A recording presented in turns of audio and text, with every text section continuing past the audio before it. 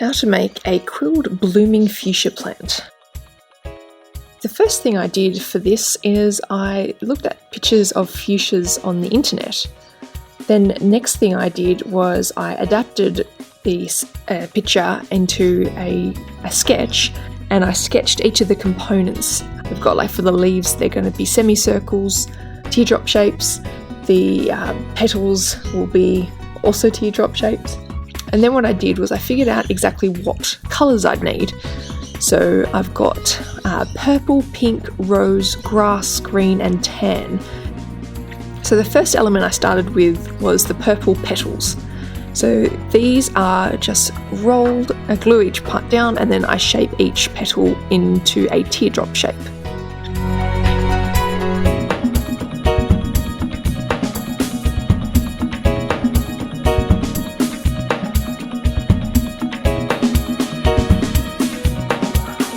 Then the next element was to shape the sepals. So the pink parts on top of the fuchsia are called sepals.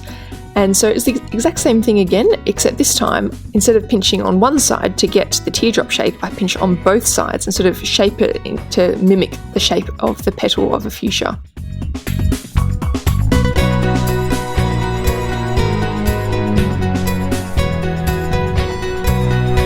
And then the light green part just above where the actual fuchsia connects to the stalk is called the ovary. So this is basically just a teardrop shape again. So I roll it into a coil, glue it down, and then I shape it into a teardrop.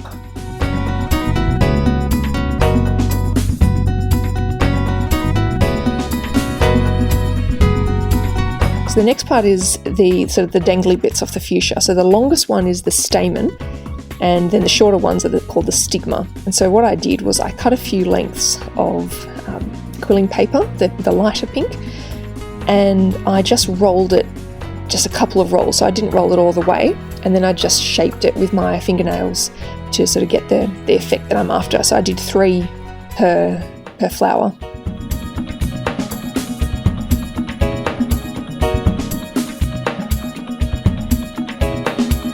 And then I quilled some more leaves. This time I used darker green. In this design, I quilled 9 leaves.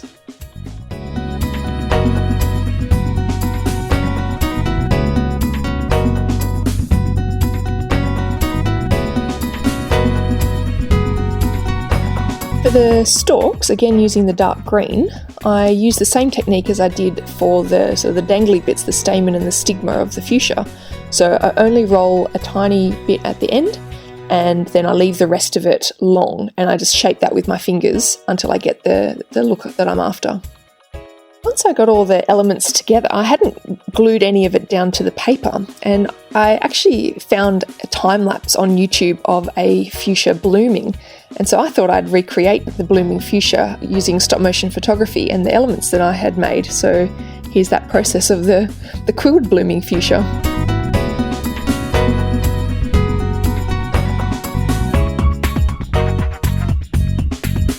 This is the final product. So in total, including the filming part, it took probably about an hour and a half from design and sketching it to getting all the bits of paper ready. I'd say just the quilling probably would have taken about an hour for this design.